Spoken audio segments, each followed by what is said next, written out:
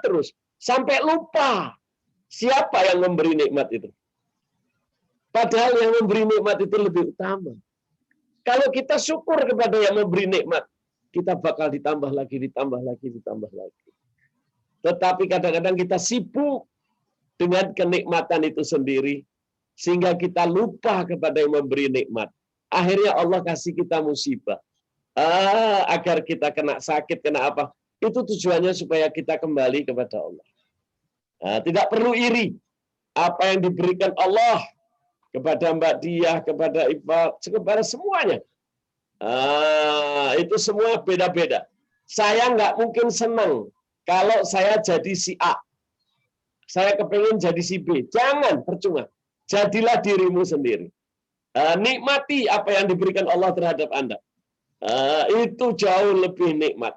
Tetapi hati kita kalau sudah iri, itu kita yang jadi rusak kita. Contoh, saya lagi duduk sama istri saya di rumah makan. Ternyata ada orang yang saya benci lewat di tangga berjalan. Saya melihat dari jauh. Ketika saya sedang tertawa-tawa, ternyata kita lihat itu, semua senangnya hilang. Gara-gara pikiran kita masih ada kebencian terhadap dia. Hati kita masih ada yang kita tidak suka terhadap orang itu. Akhirnya nikmat kita jadi hilang. Buat apa rugi? Kalau kita dengki, kita nggak suka, iri sama orang, yang rugi adalah diri kita sendiri. Ini yang kita mesti hilangkan. Insya Allah nanti kita sambung. Kalau ada yang mau tanya dulu, silakan sambil nunggu teman-teman. Ini udah ada Mbak Nur, Bib. Mbak Nur, apa kabar? Mbak Urai, Ida. Assalamualaikum, Habib. Waalaikumsalam warahmatullahi, apa kabar? Alhamdulillah baik, Bib. Sehat ya, Bib? Syukur, insya Allah. Ada lagi siapa yang baru? Mbak Nur, Urai, Baji. Suraidah, Mbak Urai. Mbak Dia ada Mbak Nur, ada Mbak Urai itu. Masih di mute, Bib. Mbak Nur masih di mute. Ya, siap-siap dia. Hai Jeng Urai, hai Mbak Nur. Mbak Nur, Mbak Urai. Apa kabar Mbak Nur? Bib, ada Mbak Dia siapa? Mbak Dia Permatasari. Halo Mbak Nur. Kedatangan bintang tamu kita. Bintang Kejora, Mbak, Bintang Kejora. Aduh, seneng banget, Jeng Di. Mbak Jeng Urai. Aku lagi nyetir habis beli kambing. Oh ya Allah. Siap. Ada pesanan kambing, Bib. Ya, silakan. Masya Allah. Orderannya banyak ini. Ini ordernya cuma makanan aja apa ada yang lain? Ada yang lain, Bib. Macam-macam. Amin. Allah Akbar. Mbak Nur belum tampil, Mbak Nur. Belum kayaknya. Masih di itu lab. Nah, itu dia. Masih indah, Bib. Oh, masih. Assalamualaikum. Waalaikumsalam. Waalaikumsalam. Yang namanya Indah. Mbak Nur Hai, masih Jeng Joglo. masih siap-siap, Bib. Siap, Mbak Indah. Indah. Iya, Kak Ita. Gimana nih? Sehat ya, Kak Ita ya? Sehat ya? Alhamdulillah. Ya sehat ya. Mbak Indah ini sekarang di mana? Di Bengkulu. Gimana, Bib? Mbak Indah di Bengkulu. Enggak, Bib. Di Jakarta, Bib. Oh, Jakarta, ya. Insya Allah. Yang ikut ke Sulaiman, Bib. Oh, Sulaiman ikut. Iya. Keren banget, Sulaiman. Sulaiman ikut papanya. Waalaikumsalam, Tante Nis. Waalaikumsalam Tante Nis. Maaf telat. Apa kabar Tante Nis? Alhamdulillah sehat. Alhamdulillah. Habib sehat, Bib, kita. Alhamdulillah, Mbak. Alhamdulillah sehat Tante. Insya Allah, amin. Alhamdulillah. Iya. Tante Nis kok lockdown ya, nggak pergi keluar-keluar, kok nggak gemuk ya? Menjaga namanya juga orang. Tip loh, ya Allah itu sampai lihatnya ya Allah Tante Nis tetap langsing. Soalnya nggak ada temennya makan, jadi males makan kan di Iya, rumah. itu Biasanya kan nggak pernah males ya Tante. Kenapa? Kok Ita nggak pernah malas makan ya? Itu udah dari lahir, Tak. Iya benar. Habib Tante Nis juga habis ulang tahun, Bib. Kenapa Mbak Nis ya? Oh iya, Tante Nis juga ulang tahun, Masya Ulang tahun Allah. juga. Oh iya. Ah, Tahun. Habib juga. Mbak Dia juga ulang tahun itu Mbak Ita, Mbak. Assalamualaikum. Waalaikumsalam. Waalaikumsalam ya, Bunda. Ibu Menteri, apa kabar Ibu Menteri? Ibu menterinya belum ada. Ya. Itu Ibu Menteri. Ada Ocha Bib di tempat Ita. Ada Ocha, Masya Allah. Nih Bib, Pakai mukena nih, Habib jadi saru nih. Iya Allah, saya udah lama gak ketemu orang yang. Habib, ya Kira Allah. tadi Hababa. Mbak Ocha. Pakai mukena. Masya Allah, namanya masih gak Ocha. Sehat banget ya, Bib. Masya Allah, alhamdulillah. Sehat Mbak Ocha. Bib, Ya, saya sehat banget, alhamdulillah. Seneng lihatnya. Habib kirimin Habib Harisa dong. eh, eh, Tuh. Ya Bib, Bib tuh dia marah sama Ita Bib, kata dia asal aja lo nyeletuk. Bib, Ita wakilin Bib. Ya. Habib Harisa. Tenang ya, Bib. Dikit langsung, Bib. Ya Bib. Langsung dari tangan itu, Bib. Langsung dari Hadramut dikirim. asli from oven. Kak, kemana aja Ocha? Aduh, Bib, maaf banget, Bib. Ya ampun. Apa? Ini, Bib, ngurusin Yang apa? Pakai tisu. Ngurusin dunia akhirat, Bib. Masya. Habib, Masya Allah, sehat banget nih. Alhamdulillah. Lah, kan Ocha sering ngirim, masih terus ngirim. Iya, makanya, Bib. Kok tambah oke sedunia nih, Habib, kayaknya. Amin. Allahumma sholli ala Muhammad. Sekarang udah jalan, Cak. Oh, Masya Allah. Alhamdulillah, yang bener, Bib. Udah bisa jalan-jalan dong. Udah tenang aja, tahu-tahu Pondok Indah. Keren. Ditunggu, Bib. Ya, KTPSK ya, Bib. insya Allah aman. Ya, PSK Pondok Indah mampir. Iya, bener ya, Bib. Kabarin, Bib. Amin, amin, amin, amin. Nggak ada kan PSK Pondok Indah? Udah ada lagi sekarang. Ada. Sekarang ada lagi. Ada lagi, Jureda. Ada lagi. Sebab yang sponsornya Ocha. Tenang. Ayo, Bib. Kapan, Bib? Pasti kambingnya gembul tuh kalau Ocha yang sponsor. Oh, kok saya tempelin 7 kali ya? Ya Allah. Mbak Ocha, ada Mbak Dia, ada Mbak Ivanda. Dia apa kabar dia? Senang banget ada Jengdi. Jureda, aku nyetir kemana?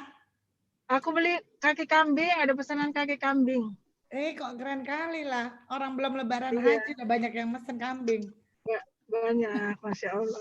Tergantung yang masak dulu ini. Iya, kebanyakan orang Yaman nih. Aduh, saya maunya sama yang orang Yaman, Bib. Iya. Kayak orang Yaman nggak kena COVID tuh. Kata WHO, kota yang paling sehat itu Medina sama Mekah, Masya Allah, Bib, kata WHO. Alhamdulillah. Mungkin karena gara-gara Abautu Sauda kali, Bib. Kok Bisa saja mungkin. Selama ada Ocha, insya Allah aman. Masya Allah. Tenang, Bib, ada eksportir. Langsung direct, Bib, dari Hadramut. Kenapa? Kenapa orang Yaman nggak ada COVID? Karena makannya sambal dari Ocha. Nah, betul banget, Bib. Plus Habatu Sauda sama bubur Harisa ya, Bib. Masya Allah. Bib, tenang, Bib, bubur Harisa nanti, Bib, ya. Kau, Kalau udah sembuh yang masak, Bib, langsung dikirim. amin. Langsung nyampe ke Koyer. 1 kontainer. Masya Allah. Masya Allah. Tambah langsung Ocha selama pandemi. Ya Allah, Bib, itu perlindungan kali ini. Masya Allah. Jureda, kok di mana Jureda? Cepatlah Jureda. Apa namanya?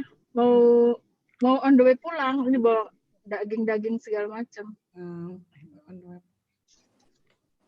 Bib ini udah banyak, Bib. Bisa dimulai, Bib. Kita mulai aja ya. Ya, mulai Bib. Iya, Bib, mulai. Rahmanir-Rahim. Alhamdulillahirabbil alamin. Allahumma sholli wa sallim ala sayyidina Muhammadin bil lisanil jami'ah fi hadratil wasi'ah salatan tumidu biha jismi min jismihi wa qalbi min qalbihi wa ruhi min ruhihi wa sirri min sirrihi wa ilmi min ilmihi wa amali min amali wa khuluqi min khuluqihi wa niyati min niyati wa wijhati min wijhati wa qasdi min qasdihi wa ta'udu barakatuha alayya wa ala auladi wa ala ashabi wa ala ahli asri. Ya Nur, Ya Nur, Ya Nur, ij'alni nuran bihaqqin nur. Bismillahirrahmanirrahim. Alhamdulillahirabbil alamin. Miftahi babi rahmatillah. Adada ma fi ilmillah. Salatan wa salaman daimaini bidawami mulkillah wa ala alihi wa sahbihi wa man wala. Amma ba'du faya ayyuhal hadirun usikum wa nafsi bitaqwallah. Para hadirin jamaah Majelis Taklim Darussalam yang dirahmati Allah. Kita masih membahas 9 pintu setan. Yang pertama ghurur atau congkak. Telah kita sampaikan. Yang kedua iri dan dengki. Yang terakhir kemarin masih kita bahas iri dan dengki. Kita teruskan hari ini iri dan dengki. Hati-hati. Jangan sampai di dalam jiwa kita ada yang namanya iri, ada yang namanya dengki. Sungguh iri dan dengki itu seperti api yang menggerogotin kayu bakar. Rasulullah mengatakan, siapa yang iri dan dengki, itu seperti korek api. Korek api itu kalau dinyalakan, itu kayunya akan habis jadi hangus. Demikian juga kalau saya iri, saya dengki kepada kalian, maka saya punya amal itu tergerus, hilang. Seluruh amal baik saya hilang. Setelah amal baik saya hilang, maka dosa orang yang didengki itu pindah ke saya. Oleh karena itu dikatakan orang yang iri, orang yang dengki itu adalah orang yang muflis. Muflis itu artinya apa? Muflis itu artinya orang yang bangkrut. Kelak di yaumil kiamat diceritakan oleh Rasulullah. Kelak di yaumil kiamat itu ada seorang yang mati, dia memiliki amal soleh yang banyak. Amal puasa banyak, amal sholatnya banyak, amal ibadahnya banyak. Tetapi amalnya habis untuk membayar kepada orang yang didengki. Sehingga amal baiknya habis, justru yang dia dapatkan adalah dosa-dosa dari orang lain. Lah insya Allah ini jangan sampai ada sedikit pun di dalam diri kita. Setiap manusia diberikan oleh Allah kenikmatan. Setiap manusia, Allah itu selalu sangat baik. Allah Maha Pemberi. Mau dia Islam, mau dia tidak Islam, semua diberi oleh Allah. Semua makhluknya Allah. Kita tidak perlu membenci si A, golongan si B, suku A, suku B, enggak ada. Jangan, orang yang demikian adalah orang yang celaka. Justru dia membunuh dirinya sendiri. Kita melihat di dalam surat Al-Baqarah, surat kedua, ayat 89 dan 90. Surat Al-Baqarah, surat kedua, ayat 89 dan 90.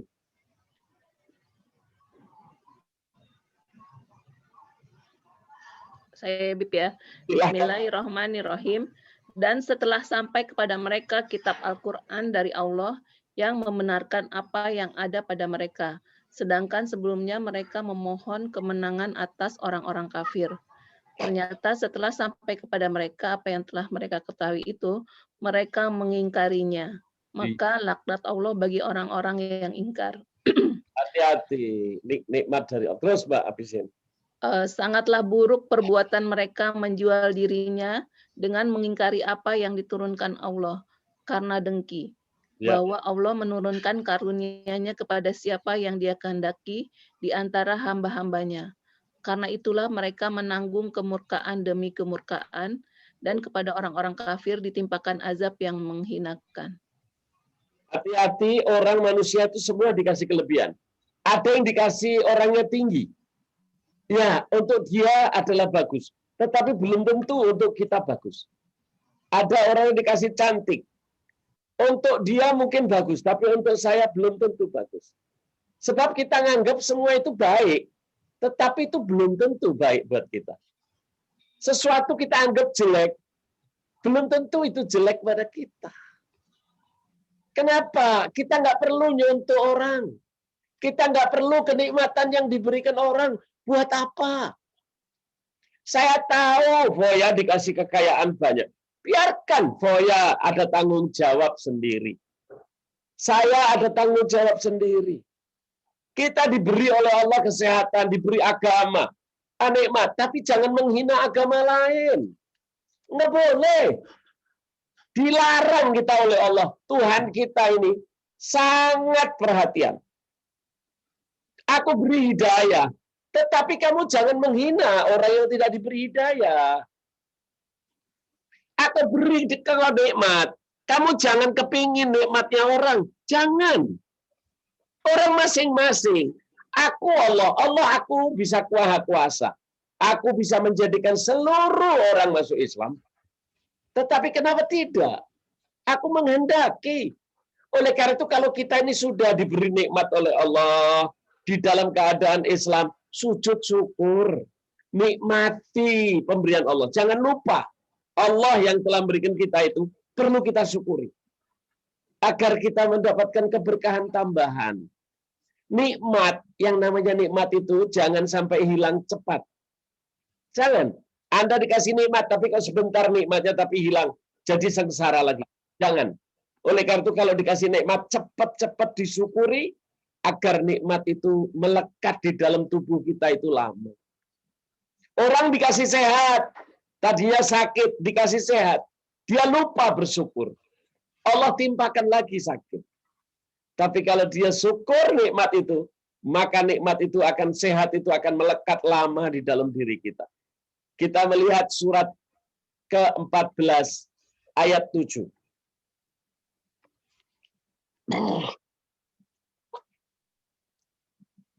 Surat 14 ayat 7. Silakan Yusnita. Iya, Bib. Auzubillahiminasyaitonirrajim. Bismillahirrahmanirrahim. Dan ingatlah ketika Tuhanmu memaklumkan sesungguhnya jika kamu bersyukur niscaya aku akan menambah nikmat kepadamu. Tetapi jika kamu mengingkari nikmatku maka pasti azabku sangat berat. Na'udzubillah. Kalau syukur akan ditambah. Terus? Sudah, Bib. Itu yang ayat 7. Ya, kalau kita dikasih nikmat, cepat-cepat disyukuri. Ya, Bib. Jangan cuma syukurin nikmatnya, tapi yang memberi jangan kita lupakan. Nanti kita akan terus dalam keadaan nikmat itu lama. Berapa banyak orang dikasih nikmat sebentar, datang musibah lagi. Nikmat lagi sedikit, datang musibah lagi. Apa kok begitu? Karena dia tidak mensyukuri nikmat itu. Dia menginginkan punya orang. Dia selalu ingin apa yang diberikan Allah pada orang lain. Waduh, celaka. Sebab setiap orang itu beda-beda, tak? Ada yang dikasih kaya raya justru dari celaka. Kita nggak tahu. Allah bilang, janganlah kamu iri, janganlah kamu dengki kenikmatan yang aku berikan pada orang lain. Mungkin bagi dia adalah nikmat, tapi kalau itu aku berikan kamu, mungkin malah justru menjadikan kamu semakin celaka. Jadi kita ingat apa yang kita anggap enak, belum tentu itu enak. Tetapi apa yang kita anggap tidak enak, belum tentu itu tidak enak. Allah itu maha mengetahui. Sedangkan kita tidak tahu. Nasia, silakan buka surat Al-Baqarah 216.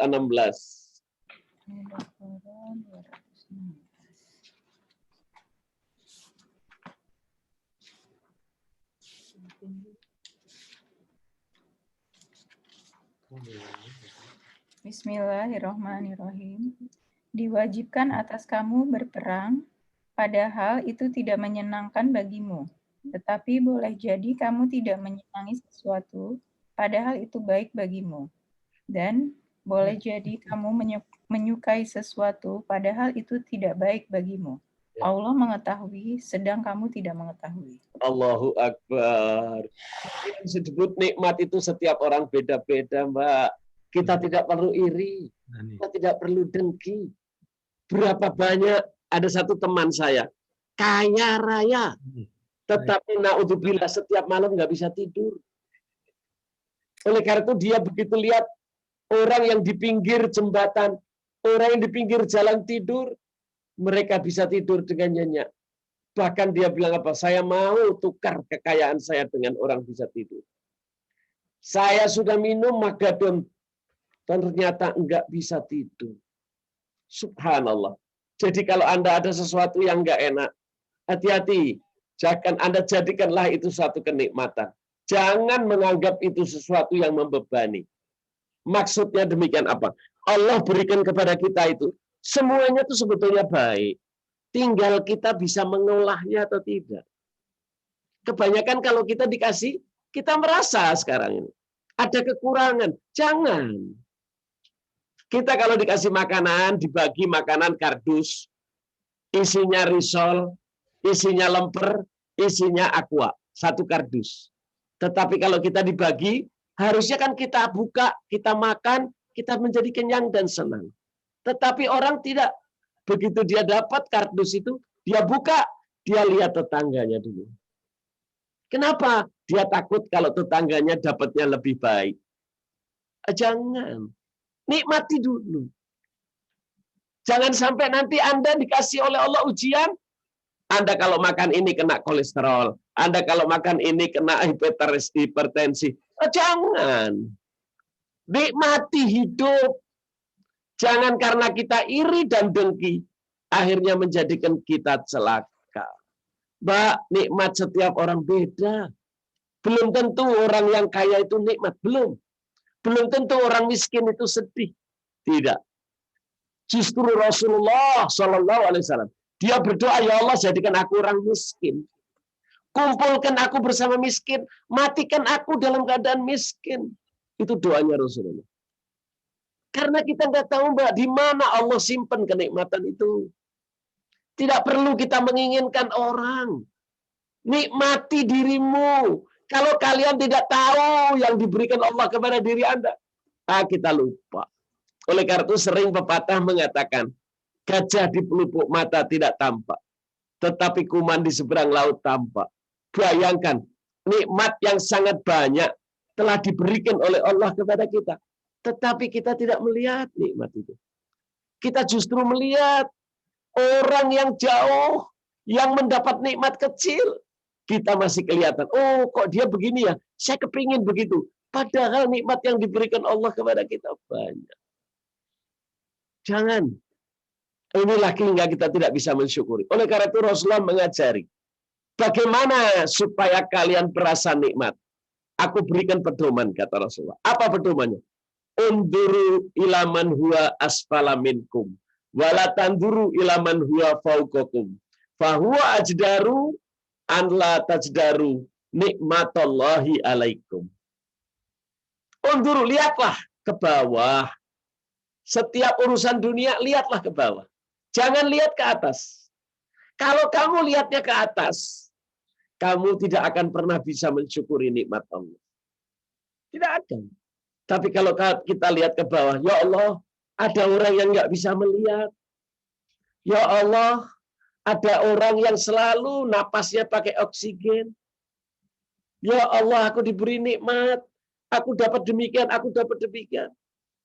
Tetapi kenapa kita selalu lihatnya ke atas? Kalau kita lihat ke atas, kita nggak akan pernah bisa bersyukur. Tapi kalau kita lihat ke bawah, ya Allah, itu ada orang yang nggak bisa lihat. Alhamdulillah, langsung ucapannya Alhamdulillah. Alhamdulillah saya masih diberi nikmat. Tapi kalau Anda lihat ke atas, ya Allah, itu orang kok lebih nikmat, rumahnya lebih besar dari saya, mobilnya lebih bagus dari saya. Akhirnya apa? Kita hanya mengeluh, mengeluh, dan mengeluh. Janganlah. Ayo kita tinggalkan. Sebagaimana tadi dikatakan, setelah Allah kasih Al-Quran, dulunya kita selalu, tapi sekarang kita sudah lupa. Padahal Al-Quran itu petunjuk. Harusnya kita semakin syukur. Jangan menginginkan nikmat itu yang ada di orang. Kita ulang lagi surat ke-20 ayat 131.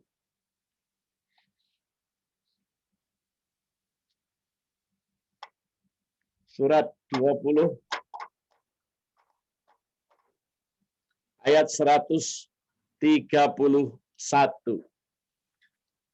Mbak Nis. Ya, Bib. Surat 20 ayat 131. Ya. Auzubillahi minasyaitonirrajim. Bismillahirrahmanirrahim. Dan janganlah engkau tunjukkan pandangan matamu kepada kenikmatan yang telah kami berikan kepada beberapa golongan dari mereka sebagai bunga kehidupan dunia, agar kami uji mereka dengan kesenangan itu, karena Tuhanmu lebih baik dan lebih kekal. Jangan lihat orang yang diberi lebih. Itu hanya sebagai kembang kehidupan. Mereka akan ditanya tanggung jawab. Tetapi apa yang diberikan Allah kepadamu, kalau kamu syukuri, itu jauh lebih nikmat. Ayo, kita telah diberikan oleh Allah ilmu, kita telah diberikan oleh Allah kenikmatan yang banyak. Apa itu? Jiwa kita tenang, Mbak. Itu jiwa itu adalah rezeki yang paling utama. Allah itu kalau sayang sama orang, itu ulama-ulama itu diberi sama Allah apa? La khaufun alaihim walahum yahzanun. Mereka tidak ada sedih, mereka tidak ada duka cita. Atau yang disebut dengan ketenangan jiwa. Ketenangan jiwa adalah rezeki yang paling utama. Kalau jiwanya sudah tenang, pasti badannya tenang. Bangunlah jiwanya. Bangunlah badannya. Badannya akan semangat. Badannya akan baik. Bahkan tekanan darahnya hilang. Kemarin ada satu orang yang umurnya 100 lebih. Ditanya apa kira-kira yang menjadi pedoman bagi dia. Di dalam diri saya tidak ada iri. Tidak ada dengki. Saya tidak pernah benci sama orang. Sehingga seluruh tekanan darahnya lancar. Tidak ada sedikit pun keluhan di dalam tubuhnya. Kenapa? Karena dia tidak punya iri, tidak punya dengki. Tetapi berapa banyak orang yang diberi kenikmatan, tapi rasanya haus terus. Sudah dikasih mobil, lihat mobilnya orang, kepingin. Sudah punya rumah, dikasih rumah oleh Allah, masih kepingin dengan rumah orang. Dikasih suami oleh Allah, sudah senang dengan suaminya. Lihat suaminya orang, juga kepingin. Ini nggak ada habisnya. Pasti. Bahkan Rasulullah mengatakan manusia itu kalau dikasih 1 gunung emas, dia pasti kepingin 2 gunung. Udah dikasih 2, kepingin 3. Terus, nggak ada habis. Seperti dia minum air laut. Semakin diminum, semakin haus. Oleh karena itu, jangan saudara-saudara, jaga diri kita. Jangan sampai kita celaka. Sayangi dirimu. Nikmati dirimu. Jangan lihat orang, sebab kalau orang itu pasti nggak akan pernah puas. Seperti lagunya Evi Sukaisi. Sudah 1, mau 2. Sudah 2, mau 3. Akhirnya mau semua. Itulah manusia. Oleh karena itu, siapa yang paling nikmat? Yang merasa cukup. Yang di dalam bahasa Al-Quran disebut qanaah. Banyak orang mengatakan, aduh Anda hebat ya, Anda ini qanaah. Apa itu qanaah? Merasa cukup dengan apa yang telah diberikan Allah kenikmatan bagi dirinya. Dia nggak perlu lagi, cukup, merasa cukup. Bukan berarti kita sombong, bukan. Tapi merasa cukup. Lain. Kita bukan lain, tidak butuh pertolongan. Butuh. Tetapi apa yang ditolong Allah kepada kita itu, merasa kita cukup. Orang yang merasa cukup itu, kata Rasulullah, adalah orang yang paling kaya di muka bumi. Siapa orang yang paling kaya ya Rasulullah, kata sahabat. Apakah dia yang memiliki harta yang banyak? Bukan. Justru mereka yang memiliki harta sedikit. Tapi dia merasa cukup. Itulah yang namanya qanaah. Enak merasa cukup dengan suaminya. Merasa cukup dengan hartanya. Merasa cantik dengan apa yang diberikan Allah padanya. Merasa senang dengan anak-anaknya. Merasa cukup dengan suaminya. Inilah nikmat. Itu orang yang demikian itu. Dia adalah orang yang qanaah. Itulah yang untuk menghilangkan yang namanya iri dan dengki. Kita melihat lagi surat keempat, surat An-Nisa, ayat 54.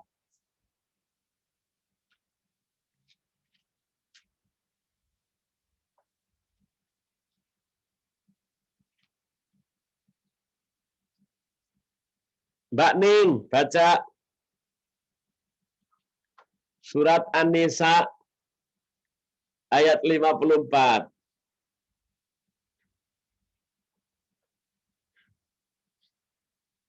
Ada Mbak Ning? Saya ya, Bib. Oh ya, silakan Mbak. Silakan Mbak. Bismillahirrahmanirrahim. Ataukah mereka dengki kepada manusia Muhammad karena karunia yang telah diberikan Allah kepadanya? Sungguh kami telah memberikan kitab dan hikmah kepada keluarga Ibrahim, dan kami telah memberikan kepada mereka kerajaan kekuasaan yang besar. Subhanallah. Nabi Ibrahim itulah nabi-nabi keturunan inti kita semuanya. Beliau adalah orang yang bijaksana. Dia selalu merasa cukup. Diberi oleh Allah Subhanahu wa taala, tidak pernah mengeluh dalam hidupnya. Sehingga oleh Allah dikasih kerajaan dunia. Kerajaan dunia apa? Dijadikan semua keturunan dia adalah orang-orang yang baik. Bayangkan punya anak Nabi Ismail jadi rasul. Punya anak lagi dari istri yang kedua dijadikan rasul juga Ishak. Turunan-turunannya pun orang-orang yang baik. Oleh Allah dikasih kerajaan. Bahkan Nabi Ibrahim kemudian berdoa, "Ya Allah, aku ingin dari salah satu keturunanku adalah orang-orang yang membawa perintahmu dan mengajarkan hikmah. Maka lahirlah aku," kata Rasulullah. Itulah doa Nabi Ibrahim. Merasa cukup. Jadi kalau Anda punya anak, Mbak, bukan untuk kita kuasai. Kalau Anda punya anak itu, ya Allah sayang sama orang miskin, perhatian sama orang miskin, selalu mengurus kebutuhan orang miskin. Ya Allah, itulah nikmat yang paling besar. Sebab yang disebut nikmat itu kalau kita mengurus orang lain. Kita bawa makanan enak, ya, tapi dimakan sendiri. Nggak ada rasa enaknya. Saya makan rujak sekarang sendiri. Nggak ada Mbak Ita, nggak ada Urai, nggak ada Ocha. Ya Allah, rasanya kurang enak. Tetapi kalau kita makan itu bersama, Allahu Akbar. Itu yang namanya Putra Wali, bisa terasa coklat. Itu nikmat kalau kita bersama. Oleh karena itu, bagaimana caranya untuk kita mensyukuri nikmat? Pertama kali, perbaiki sholat. Yang kedua, bagaimana? Membagi. Kalau Anda itu nikmat, cara yang paling enak mensyukuri nikmat. Agar nikmat itu berlangsung lama, bagi. Setiap kita dapat, kita bagi. Setiap dapat, kita bagi. Kita punya makanan, kita anterin tempatnya Ita. Kita punya sukun, kita anterin. Kita bagi-bagi, Pak. Itu walaupun sedikit, itu akan terasa nikmat. Tetapi kalau kita punya sesuatu, dimakan sendiri, dirasain sendiri, nikmatnya hilang. Nah, inilah dikatakan oleh Allah.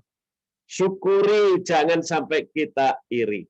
Kita melihat lagi di dalam Al-Quran, surat Al-Baqarah, ayat 213. Surat Al-Baqarah, surat kedua, ayat 213. Ocha mau baca, Bib. Allahumma sholli ala Muhammad. Silakan Timur Tengah. Bismillahirrahmanirrahim. Dan di antara manusia ada orang yang mengorbankan dirinya untuk mencari keridhaan Allah. Ya. Dan Allah Maha Penyantun kepada hamba-hambanya. Allah. Terus. Wahai orang-orang yang beriman, masuklah ke dalam Islam secara keseluruhan. Ya. Dan janganlah kamu ikuti langkah-langkah setan. Masya Allah. Tunggu, ia musuh yang nyata bagimu. Mbak, ayo terusin habis ini, Mbak. Tetapi jika kamu tergelincir setelah bukti-bukti yang nyata sampai kepadamu, ketahuilah bahwa Allah Maha Perkasa, Maha Bijaksana. Allah itu Maha Perkasa. Allah Maha Bijaksana. Kebayang, Mbak, apa yang kita nikmat itu kita ngurus orang lain. Saya pernah sama teman-teman Darussalam, sama namanya Foya, sama Ita, dan yang lain. Berangkat umroh. Ketika sampai di Madinah, kita berbuka berpuasa bersama di depan hotel. Ternyata banyak pengusaha-pengusaha besar yang khusus datang, Mbak. Untuk apa? Masak sendiri dengan tangannya. Dan dia melayani sendiri dengan tangannya. Kemudian saya tanya, siapa kamu? Saya adalah anak raja. Kenapa kamu mau kerja sendiri? Saya baru tahu yang namanya nikmat. Hari ini saya rasakan. Hati saya menjadi besar. Hati saya menjadi enak kalau saya melayani orang. Allah memberikan nikmat kepada saya. Kemudian nikmat itu saya bagi. Saya merasa justru nikmat itu semakin luas. Semakin lama bersemayam pada diri saya. Bayangkan, dia masak sendiri karena namanya bulan Ramadan. Tidak ada pembantu di namanya Arab Saudi.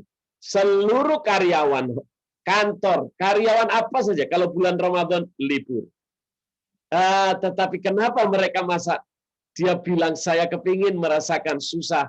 Sehingga saya senang kalau kalian makan dengan nikmat. Saya melihatnya, maka hati saya menjadi gembira. Sehingga orang-orang di Mekah Madinah itu berlomba-lomba untuk memberi makan orang yang berbuka. Subhanallah. Itulah cara mensyukuri nikmat. Itulah yang menjadikan hati kita nikmat. Jangan kita iri. Jangan. Kenikmatan yang diberikan Allah itu dibagi.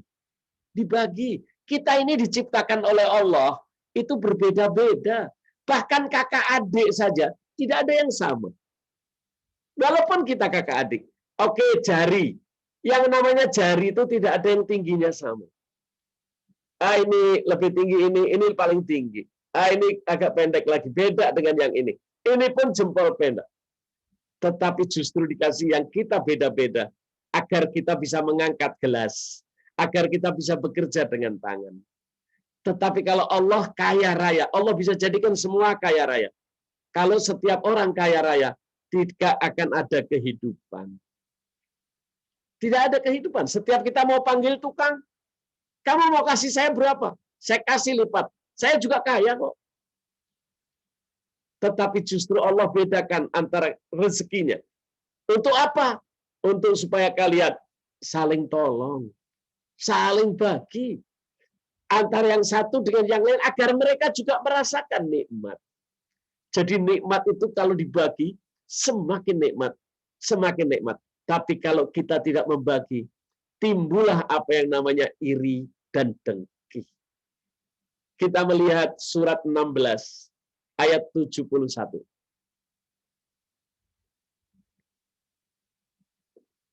Siapa yang mau baca?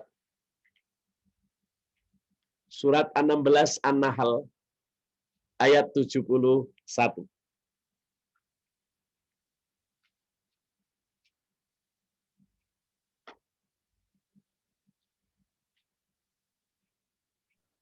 Saya lagi ya, Bib.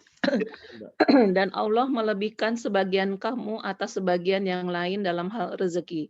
Tetapi orang yang dilebihkan rezekinya itu tidak mau memberikan rezekinya kepada para hamba sahaya yang mereka miliki. Sehingga mereka sama-sama merasakan rezeki itu. Mengapa mereka mengingkari nikmat Allah? Allahu Akbar. Coba Mbak kita melatih, Mbak. Setiap kita memiliki, kita bagi. Memang itu tugas. Kita diberi tugas oleh Allah.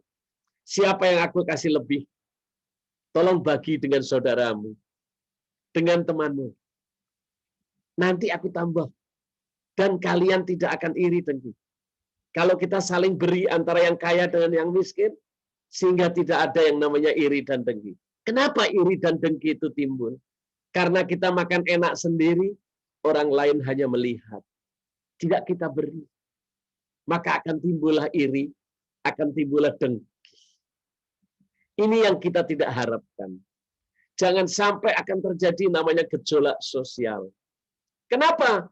Yang lebih kaya tidak membagi kepada yang lebih rendah. Itu sebabnya timbulnya namanya iri dan dengki. Jangan. Kalau kita ini saling bantu, kita mulia. Contoh tangan. Tangan ini tingginya beda-beda. Tapi kalau dia saling bantu, dia bisa memegang gelas. Dia bisa memegang aqua. Tapi coba, kalau tangan ini panjangnya sama semua, kita tidak bisa apa-apa. Mari kita diingatkan oleh Allah. Kalau memang kalian mau, silahkan bagi kenikmatan yang telah aku berikan tadi. Ya, surat Al-Baqarah ayat 213. Sekarang surat 42 ayat 14.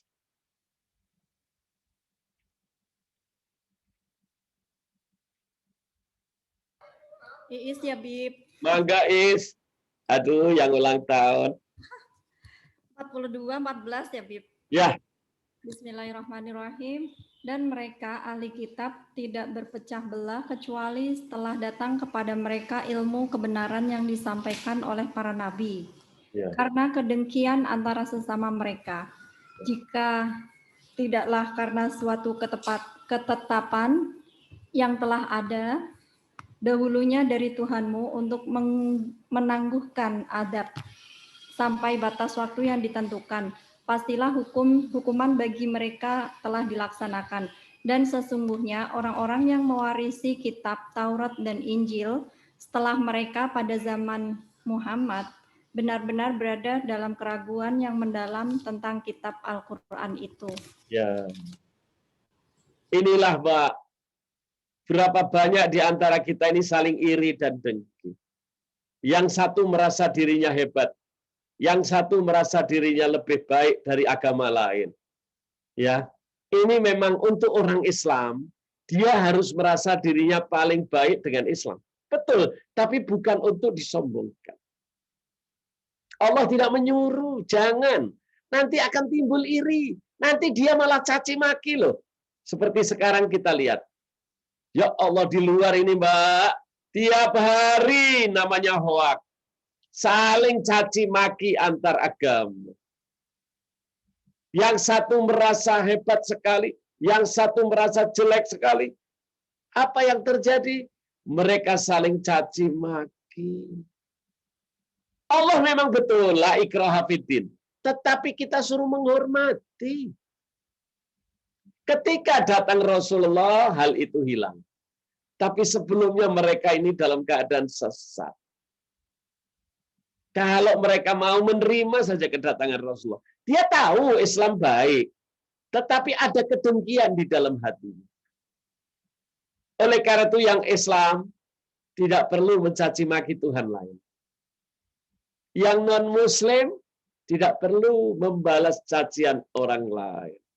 Kalau ini terjadi, Mbak, hidup itu akan menjadi tentram. Surat ke-6. Ayat 108.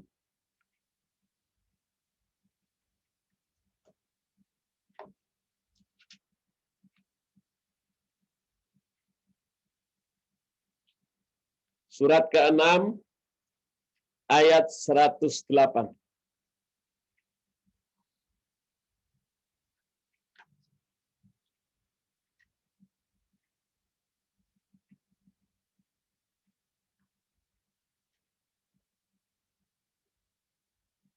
Ada Mbak Ivanda, Mbak Diah mau baca artinya? Boleh Ustadz. 6:108 ya Ustadz. Ya, silakan Mbak.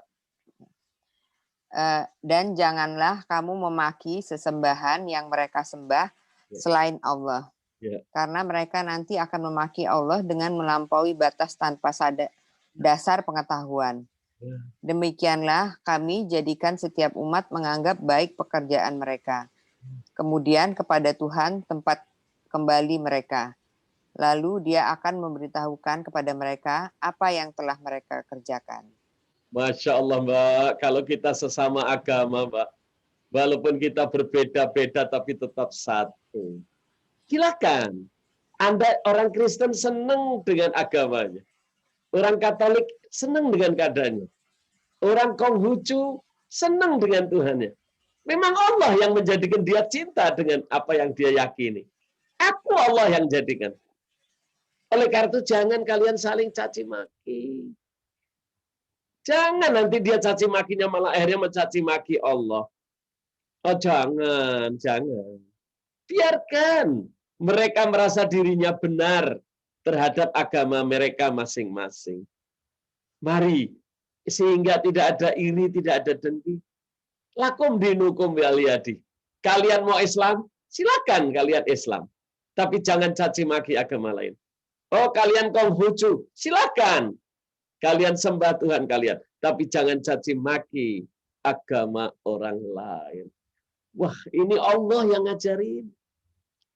Sehingga hidup itu akan jadi tentram. Menjadi nikmat. Bagaimana ketika Rasulullah hidup di zaman Madinah. Sehingga mereka orang non-muslim pun merasa tentram dengan ibadahnya. Hidup berdampingan. Sehingga tidak ada Mbak Ivanda yang akhirnya saling musuhan seperti sekarang. Bayangan mengatakan bahwa Islam itu adalah arogan. Ada yang mengatakan agama ini kenapa begini? Kenapa kamu kok nyembah yang begini? Ya biarin. Yang bilang siapa ini? Allah. Al-Quran. Biarkan mereka merasa nikmat dengan Tuhannya. Tapi bukan urusanmu. Biarkan. Tugasmu memberi contoh akhlak yang baik. Nih loh, saya Islam, saya berakhlak yang baik. Bahkan di dalam hadis, Rasulullah bersabda, siapa seorang muslim, tetapi dia mengganggu orang non-muslim yang tidak memusuhi dia, berarti dia telah perang kepada aku. Jangan kita saling caci kepada lain. Rasulullah nggak suka. Rasulullah menghargai. Itulah yang disebut toleransi. Tetapi bukan berarti saya hari ini atau ini karena ada Imlek, saya pergi ke Tepekong. Nanti kalau Lebaran, kamu pergi ke masjid saya. Bukan itu caranya. Lakum dinukum. Saya tidak perlu nyembah sembahan dia. Dia tidak perlu nyembah sembahan saya. Bagimu agamamu, bagiku agamaku. Masing-masing, ayo. Menjadi nikmat. Sehingga antara kita, ya Allah, tidak ada saling dengki. Tidak ada saling iri. Ayo kita umat Islam, kita beri contoh. Kita beri contoh. Kita beda agama. Boleh. Allah sudah tentukan. Aku ini Allah. Aku bisa jadikan semua orang Islam. Tetapi aku menghendaki mereka berbeda. Biarin. Karena mereka tidak menggunakan akal. Biarin mereka menggunakan akal mereka masing-masing. Pernah terjadi di zaman Nabi Ibrahim. Nabi Ibrahim itu berdakwah. Dia pergi ke pasar. Dia menjelaskan apa itu Islam. Ketika dia lagi ceramah, datanglah orang Yahudi menyembah api, Majusi namanya. Dia mendengarkan ceramahnya Nabi Ibrahim. Setelah itu apa? Dia bilang, "Hai Ibrahim, apa aku boleh? Aku ini sedang mencari Tuhan yang benar. Apakah aku boleh nginep di rumahmu selama 3 hari saja? Agar aku lebih tahu." Kemudian apa Ibrahim apa? "Apa agamamu?" "Saya agamanya Majusi." "Oh, nggak bisa. Kalau kamu mau nginep rumah saya, kamu harus Islam terlebih dahulu." Orangnya bilang, "Kalau aku sudah Islam, buat apa aku nginep di rumahmu? Izinkan aku supaya aku lebih tahu." "Oh, nggak bisa." Maka orang itu pergi. Nabi Ibrahim pun terus menjelaskan apa itu agama Islam. Kemudian Allah kirim malaikat. "Hai Ibrahim, kenapa kamu berbuat demikian?" Ditegur, Pak. Nggak boleh. Kita mau nolong orang kok tanya agamanya apa. Nggak boleh. Jangan, semua itu milik Allah kita ini. Semua milik Allah, jangan iri, jangan dengki. Kenapa kamu biarkan mereka pergi? Ketahuilah kamu baru diminta 3 hari saja. Makan di rumahmu, kamu pakai syarat, dia harus Islam. Ketahuilah, hei Ibrahim, dia itu tadi yang tanya kamu itu, umurnya 70. Selama 70 tahun dia tidak menyembah aku. Tetapi aku beri rezeki. Aku Allah tetap memberi rezeki. Jangan kamu iri, jangan kamu dengki dengan dia. Selama 70 tahun dia tidak menyembah aku. Enggak apa-apa. Kamu baru dimintain 3 hari saja kok. Sudah pakai syarat harus masuk Islam. Nabi Ibrahim sujud minta maaf kepada Allah. Hai Ibrahim, sekarang kamu kejar dia. Biarkan dia tinggal di rumahmu. Berilah dia makan dan minum. Sebab yang menjadikan seseorang Islam atau tidak Islam itu bukan kamu. Tapi aku Allah yang memberi hidayah. Maka dikejarlah orang itu. Padahal orang itu sudah jauhnya 2 marhalah. Kurang lebih 90 kilo perjalanan kaki. Dikejar pakai kuda. Sampai akhirnya terkejar. Sampai terkejar kemudian orang itu tanpa basa-basi. Oleh Nabi Ibrahim diangkat. Kemudian dinaikkan dalam kudanya. Kemudian orang Yahudi Majusi itu bilang, ada apa? Ada apa? Kenapa kamu angkat saya? Udah pokoknya sekarang tidur di rumah saya. Kamu mau berapa hari boleh? Mau berapa lama boleh? Sebentar. Sebelum aku jalan. Aku tanya, kenapa kok kamu itu berubah? Sedangkan kamu ngaku dirimu Nabi. Gak mungkin berubah. Gak mungkin kamu berubah mendadak. Ada apa ini? Kemudian Nabi Ibrahim ngaku, aku ditegur oleh Tuhanku. Kenapa aku biarkan engkau? Sedangkan engkau umurnya 70. Engkau mencari Tuhan, selama 70 tahun kamu tidak menyembah Tuhan. Kamu menyembah api. Tetapi Allah kasih rezeki. Allah pelihara kamu. Karena semua itu kembali kepada Allah. Tetapi kenapa kamu mau cari Tuhan? Untuk tinggal di rumahku 3 hari saja aku keberatan. Aku ditegur oleh Allah. Aku suruh menjemput kamu, suruh memuliakan kamu. Maka orang Yahudi itu menangis. Inilah Tuhan yang aku cari. Jadi yang disebut dakwah itu bukan untuk kita mencaci maki atau menghina orang lain. Tidak. Yang disebut dakwah itu akhlak. Kita memberi contoh yang baik. Kita beri contoh yang baik. Oh, saya Islam. Tetapi saya punya kasih sayang. Oh, saya non-Muslim, silakan ibadah dengan Tuhanmu. Tidak kita perlu ganggu, jangan. Nggak boleh kita mengganggu mereka. Kenapa ini tidak kita laksanakan? Tetapi kelihatan Islam keras, Islam puasa dengan kekerasan. Apakah ini yang diajarkan Rasulullah? Bukan. Apakah ini yang diajarkan oleh Allah kepada Nabi Ibrahim? Bukan.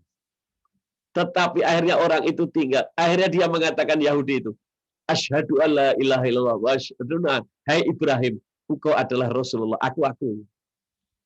Itu caranya.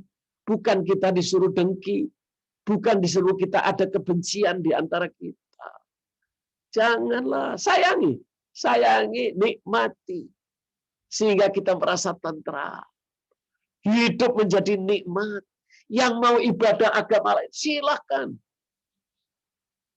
Gak apa-apa, silakan, itu haknya dia. Bahkan Allah bilang, jangan kamu ganggu dia. Ini kira-kira, ya. Mari saudara-saudara yang dirahmati Allah. Jangan kalian saling iri. Jangan kalian saling dengki. Setiap orang boleh berhak mencari agama mereka masing-masing. Tetapi tidak boleh saling ada kebencian. Kita teruskan. Surat 43, ayat 31. Nah, siapa yang membaca lagi, Mbak Dia? Mbak Dia bisa lihat surat 43, ayat 31. Maaf Habib, ini kacamata saya belum nemu, saya nggak bisa baca. Masya Allah. Maaf, mohon maaf. Silakan siapa yang bisa baca surat 43 ayat 31.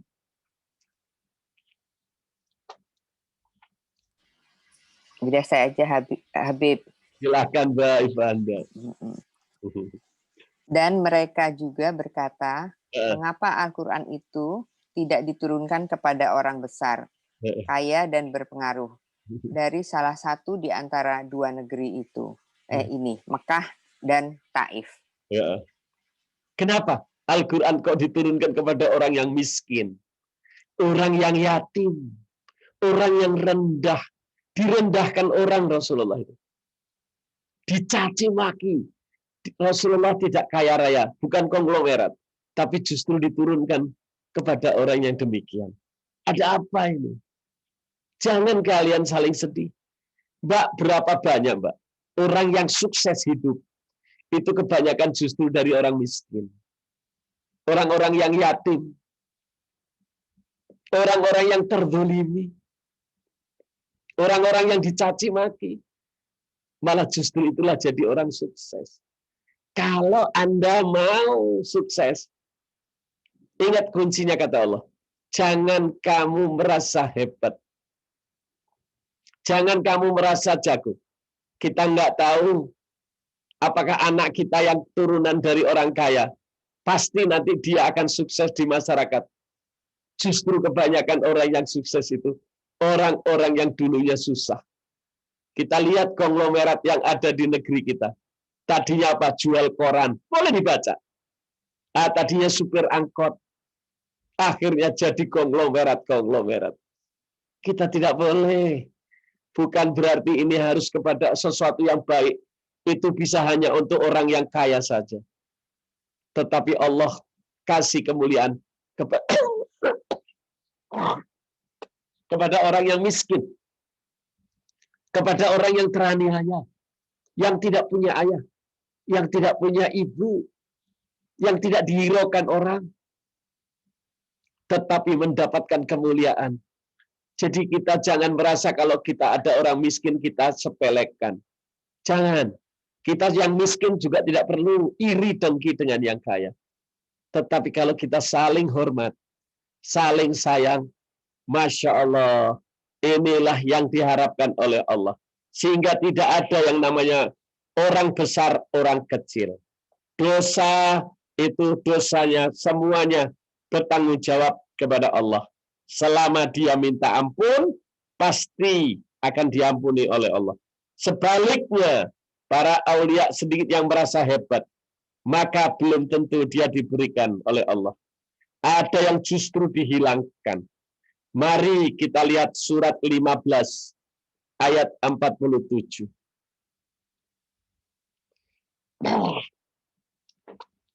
Surat Al-Hijr surat 15 ayat 47. Saya Bib ya. Monggo, Mbak. Bismillahirrahmanirrahim. Dan kami lenyapkan segala rasa dendam yang ada dalam hati mereka. Mereka merasa bersaudara, duduk berhadap-hadapan di atas dipan-dipan. Allahu Akbar. Itu yang nikmat. Terus habis, Mbak. Mereka tidak merasa, udah habis, Bib. Yang 15 sekarang, Bib. Ya, boleh. Mereka tidak merasa lelah di dalamnya dan mereka tidak akan dikeluarkan darinya. Subhanallah, Mbak. Ayo, Mbak. Kita mulai berhadap-hadapan, saling bersaudara di antara kita. Ya Allah, kita tidak membedakan orang baru, orang lama. Tidak membedakan, oh dia kaya. Tidak membedakan dia miskin. Saling merasa bersaudara. Saling cinta dan cintai. Itu mereka akan duduk bersama-sama. Itulah yang namanya nikmat. Oleh karena itu, kenapa kok iri dan dengki itu tempatnya setan? Kalau orang sudah kena iri dan dengki, dia tidak akan pernah bisa luput, Mbak. Kenapa? Setan itu paling senang. Sebab orang kalau sudah iri dan dengki itu hatinya, rasanya selalu terbakar, Mbak. Saya kalau sudah benci sama orang, kita lihat orang itu diberi nikmat oleh Allah. Oh, itu bencinya semakin terbakar hati saya. Itu bahayanya. Oleh karena itu jangan dengki. Kalau kita lihat orang yang kita dengki, kemudian oleh Allah dikasih nikmat, wah itu terbakar hati kita. Oh dia semakin nikmat, oh dia semakin sukses, semakin terbakar hatinya. Kata Rasulullah. Kemudian nanti kalau dia mati, di dalam kuburnya saja kalau dipegang, kuburannya panas. Itu dikubur, dibakar. Nanti di akhirat lebih dibakar lagi. Oleh karena itu tinggalkan iri dan dengki. Ini kuncinya setan masuk ke dalam diri kita. Dan anehnya apa? Iri dan dengki itu bukan kepada yang tidak dikenal. Justru yang kita kenal dekat. Teman karib. Saudara. Kadang-kadang suami istri. Bayangkan, hati-hati. Setan itu yang ganggu. Yang satu diberikan iri, akhirnya bermusuhan. Akhirnya persahabatan hilang. Oleh karena itu bagaimana caranya? Raihlah surga, kata Rasulullah. Kata Allah, kalau kamu meraih surga, hilang itu rasa iri. Itu yang paling nikmat. Jangan saling duduklah kalian. Saling merasa saya ini kok kurang ya. Saya kurang baik terhadap Ivanda. Jangan, saya kurang baik terhadap Mbak Ita. Apa yang bisa saya bantu buat dia? Apa yang saya bisa muliakan untuk dia? Allahu Akbar. Bukan saling kita iri. Bukan semakin kita banggain dengan pakaian saya. Saya banggain dengan tas saya. Saya banggain dengan mobil saya. Oh jangan, ini akan menimbulkan permusuhan. Walaupun itu orang dekat. Pasti tidak akan setan itu diam. Ketika kita mendengar teman dekat kita, misalnya kita diberitahu, Habib, Nasia sekarang punya rumah dari emas. Pasti saya akan bilang, dapat duit dari mana dia? Itu mulai setan masuk. Pasti saya akan tanya, oh dapat duit dari mana dia kok bisa begini? Tapi kalau yang beli, Beb, istrinya Obama, beli rumah dari emas. Apakah kita akan ngiri dengki? Tidak. Karena kita tidak kenal. Justru setan itu mengganggu. Kenapa? Justru karena dia teman baik. Setan itu berusaha memisahkan kita. Setan itu menjauhkan kita. Banyak anak sama ibu saling saingan. Saingan baju. Saingan penampilan. Akhirnya anak sama ibu malah musuhan. Oh jangan. Ini salah. Salah sekali. Oleh karena itu hati-hati dengan yang namanya iri dan dengki.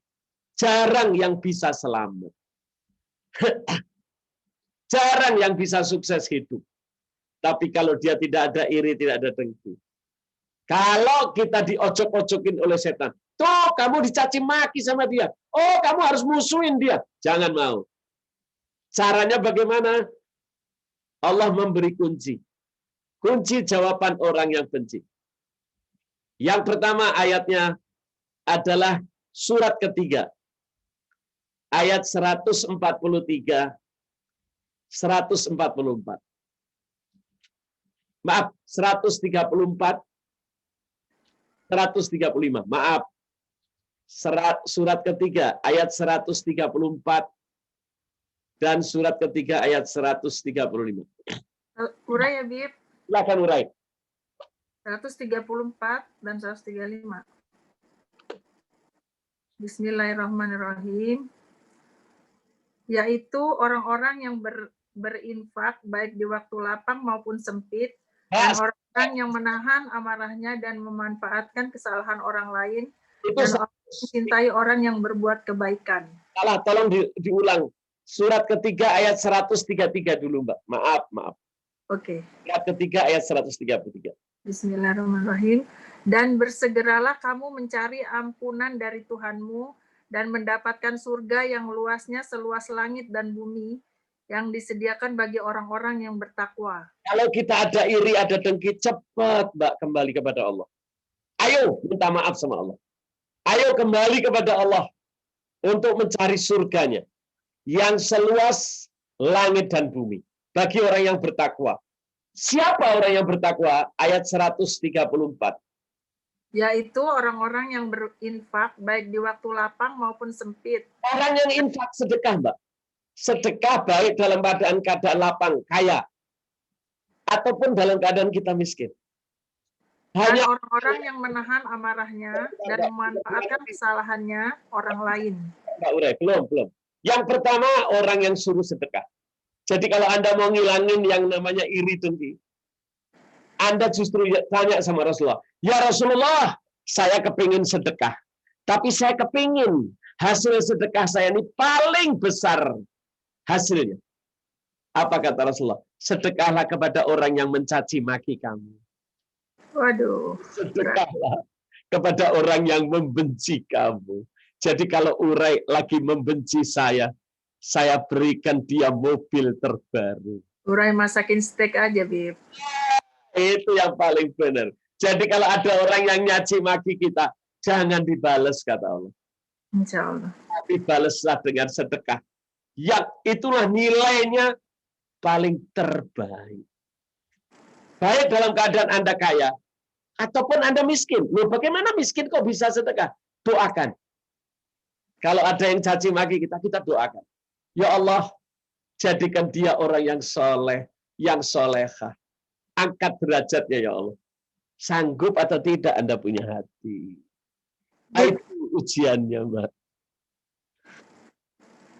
Tapi, Bib, Ya. tapi keenakan banget tuh orang yang nyakitin kita doain gitu ya.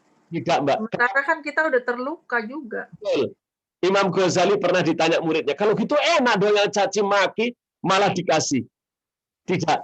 Kenapa Anda harus bayar dia? Anda harus kasih nikmat dia. Anda harus belikan dia roti. Kirim chipstick.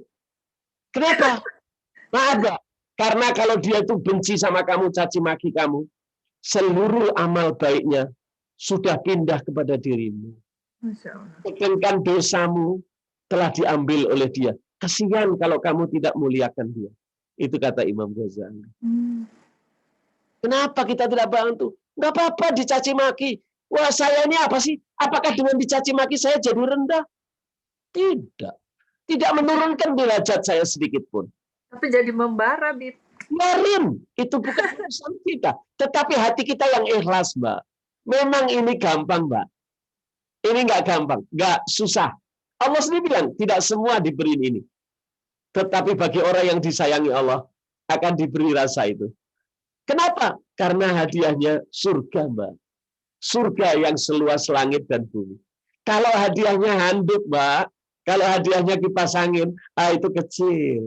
Ini hadiahnya surga kok, memang berat. Jadi tetap, walaupun kalau kita mau sedekah yang nilainya paling tinggi, sedekahlah kepada orang yang caci maki kamu. Contohnya siapa? Rasulullah. Rasulullah tiap hari dia sedekah. Kepada siapa yang sedekah itu? Kata Sayyidina Aisyah, istrinya Rasulullah. Ketika Sayyidina Abu Bakar menggantikan dia. Hai ayahku Abu Bakar, kamu tidak akan bisa sekuat Rasulullah. Apa? Dia setiap hari sedekah kepada orang yang mencaci maki dia. Hah? Iya. Ada di mana orangnya itu? Orangnya masih hidup di depan pasar. Dia buta. Dia orang Yahudi. Tiap saat dia caci maki. Tetapi suamiku tiap hari membawa gandum, gandumnya dihaluskan. Dikasih nikmat, ya, kemudian disuapin orang yang caci maki dirinya itu. Karena dia buta. Dan orang yang buta itu tidak tahu siapa suamiku itu yang memberi dia. Ayo, Uray bisa nggak? Nggak bisa, Bib. Jangan bilang nggak bisa. Ayo. Bisa, insya Allah. Rasulullah tiap hari ngasih suap itu. Sampai Rasulullah wafat. Ini orang Yahudi nggak tahu, masih caci maki terus. Padahal itu yang ngasih makan. Kemudian ganti Sayyidina Abu Bakar. Sayyidina Abu Bakar niru ke Rasulullah. Disuapi. Kemudian orang Yahudi itu bilang apa? Hei, kamu tidak sehalus, tidak sebaik yang biasanya memberitahu aku. Dia itu mulia, tapi kamu ini jelek. Setelah itu orang Yahudi itu meneruskan. Caci maki Rasulullah lagi. Itu Rasulullah jangan dipercaya. Rasulullah itu orang nggak baik. Kemudian Sayyidina Abu Bakar nangis. Menetes air matanya. Loh, kenapa kamu menangis? Kata orang Yahudi itu. Iya, sebab yang kamu caci maki itu adalah kita punya pemimpin yaitu Rasulullah. Kaget dia si orang Yahudi. Hah? Yang aku caci maki tiap hari? Ya, kamu caci maki. Tapi dia semakin menyuapi kamu dengan makanan yang nikmat. Aku tidak sanggup, kata Sayyidina Abu Bakar. Maka orang Yahudi itu akhirnya masuk Islam. Ayo, jadi kalau ada orang yang ngeselin orang, bikinin itu, kaki kambing itu, bakar, kirimkan ke dia. Insya Allah kalau urai kayak gitu, wah, urai bakal memperoleh surga yang seluas langit dan bumi. Memang tidak gampang. Yang kedua, jangan kamu bisa marah. Kamu perluas marah, jangan. Maafkan kepada orang yang salah sebelum dia minta maaf. Itu syarat kedua mendapatkan surga. Jangan Anda malah ada orang marah, Anda benci, Anda iri, Anda ada kebencian di antara mereka, Anda dendam sama dia. Jangan. Justru kesian. Ya Allah, orang ini sedang menuju neraka jahanam. Siapa yang marah? Dia sedang menuju neraka jahanam. Tidak ada marah itu baik, enggak ada. Tidak ada marah itu menyelesaikan, tidak ada. Mereka itu celaka. Jadi kalau bisa jangan marah, itu syarat kedua. Syarat yang ketiga apa? Silakan dibaca, dihabisin, Nurai. Dan juga orang-orang yang apabila mengerjakan perbuatan keji atau menjalimi diri sendiri, segera mengingat Allah. Lalu memohon ampunan atas dosa-dosanya, dan siapa lagi yang dapat mengampuni dosa-dosanya selain Allah. Dan mereka tidak meneruskan perbuatan dosa itu, sedangkan mereka mengetahuinya. Jangan sampai urai kalau ada yang membenci urai jadi jaim, jadi caci maki, malah urai celaka. Jangan. Justru kalau Anda minimal doain kalau malam tahajud. Ya Allah, kesian dia ya Allah. Angkat derajatnya. Berilah dia petunjuk. Alhamdulillah ya Allah. Engkau telah beri aku petunjuk. Berilah petunjuk itu kepada dia juga. Karena dia temanku ya Allah. Walaupun dia mencaci maki aku kepingin kau berikan dia petunjuk. Allah. Orang yang tidak mempunyai sifat ini, Mbak, nggak mungkin diangkat Allah jadi orang surga. Kalau Anda memang mencapai surga, syaratnya apa? Cintai orang yang mencaci maki. Cintai orang yang mencelakakan dirimu. Anda akan diangkat oleh Allah. Bahkan apa kata Allah? Surga itu memanggil-manggil namamu. Kita tutup terakhir surat 41. Surat 41 ayat 34 35. Surat Al-Fusilat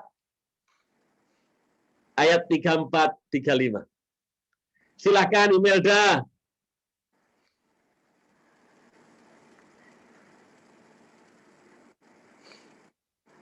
Surat 41 ayat 34 35, Mbak.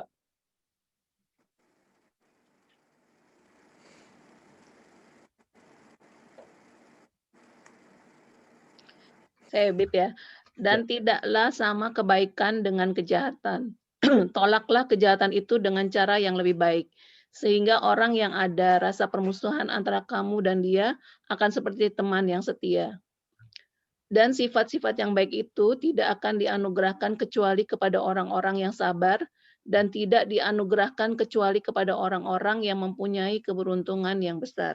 Allah, ya kalau kita punya sifat kayak gini, alangkah nikmatnya kita. Berarti kita dicintai Allah. Jangan iri, jangan dengki. Tapi justru kalau kita dicaci maki, kita diperbuat yang tidak baik, balaslah dengan kebaikan. Maka yang tadinya dia sama kita musuhan, dia akan merasa kita akan jadi lebih orang yang baik. Tidak semua orang diberi nikmat ini, tidak. Hanya orang-orang yang diberi petunjuk oleh Allah dan yang disayangi Allah. Sampai di sini mengenai iri dan dengki. Insya Allah kita sambung insya Allah selanjutnya, yaitu mengenai tamak, mengenai loba. Orang yang tidak pernah merasa cukup. Semua orang punya sifat ini. Tetapi siapa yang dicintai Allah? Mereka yang selalu membagi apa yang dimiliki. Sulit, memang sulit. Tetapi kalau kita punya sifat tamak, sesungguhnya kita sudah menjadi setan. Orang tidak akan pernah merasa puas. Itulah namanya setan. Nah, insya Allah kita sambung minggu depan. Ada yang mau tanya? Silakan. Apa saja boleh.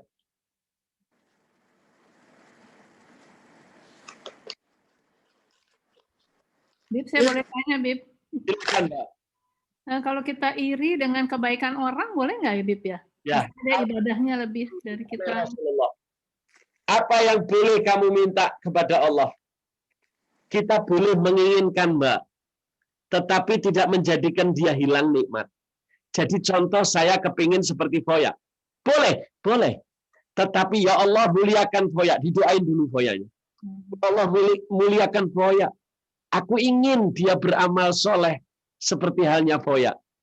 Supaya aku bersama Foya bisa ketemu di surga. Jadi jangan menginginkan, ya Allah berikan aku, tapi jangan kepada dia.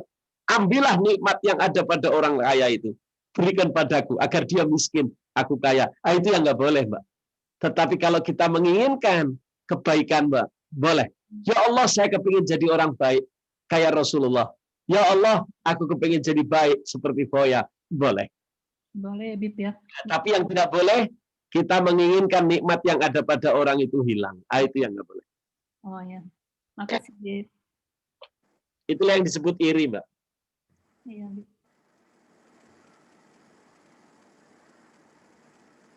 Ada lagi Mbak Ning?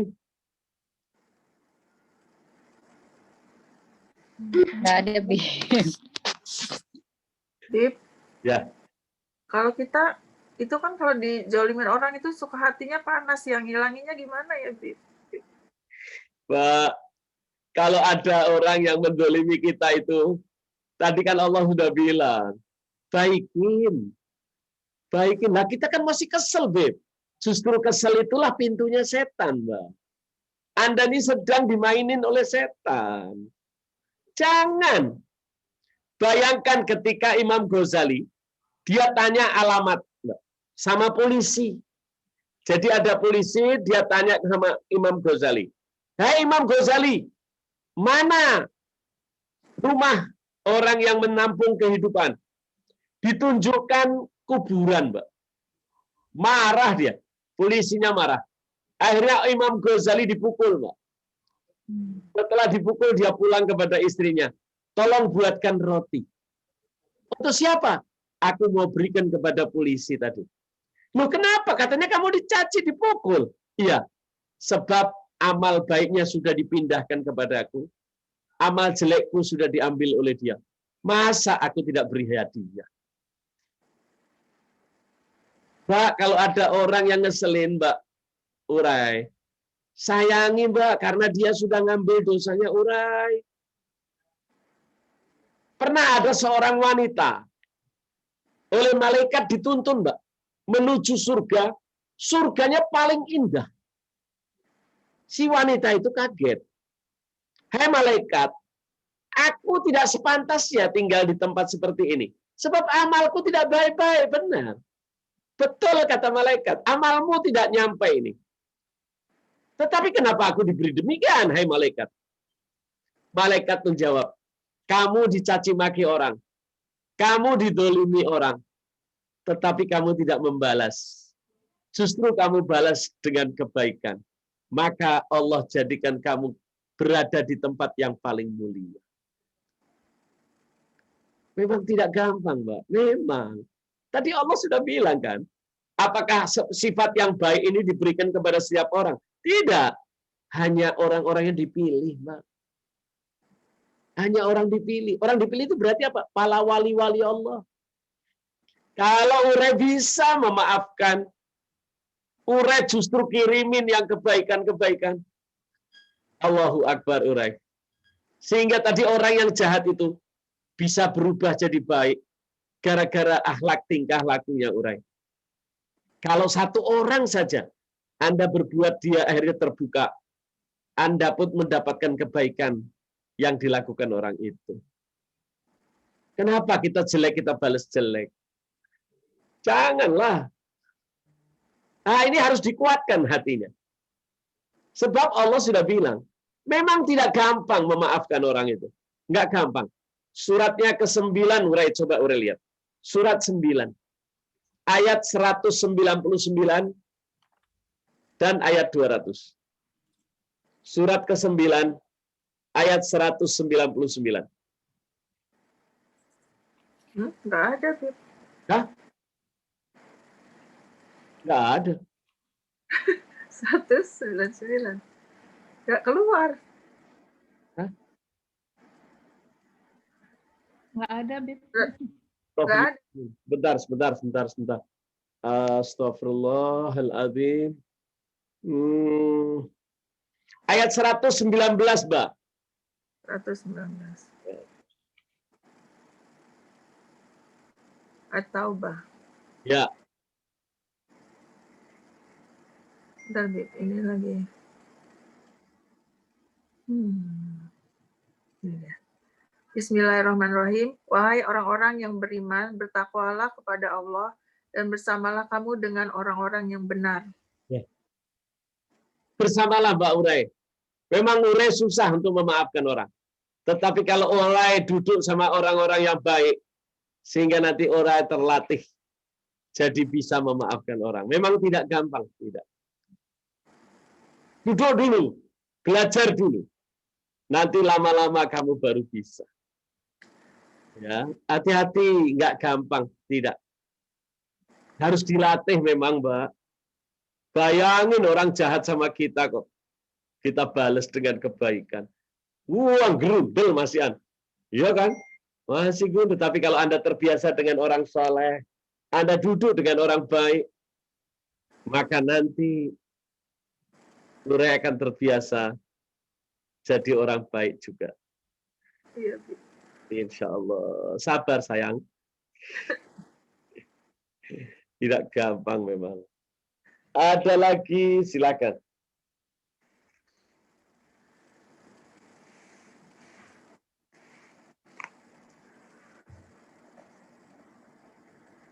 Mbak Nis, mau tanya apa Mbak Nis? Belum ada lagi, Bib.